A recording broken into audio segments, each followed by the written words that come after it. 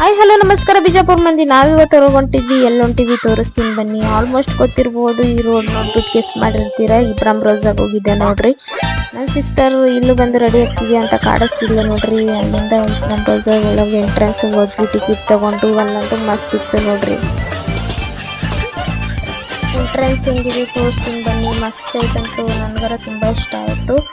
Entrance ನೋಡ್ರಿ. ಒಳಗೆ ಹೋದ್ಮೇಲೆ ಪ್ಲೇಸಸ್ ಅಂತೂ ಮಸ್ತ್ ಇತ್ತು, ನನಗರ ಭಾಳ ಇಷ್ಟ ಆಯ್ತು. ಫೋಟೋ ಶೂಟ್ ಮಾಡಕ್ ಹೋದ್ವಿ ನೋಡ್ರಿ. ನಾನು ವಿಡಿಯೋಸ್ ಮಾಡಿದೆ, ಫೋಟೋಸ್ ತಗೊಂಡೆ.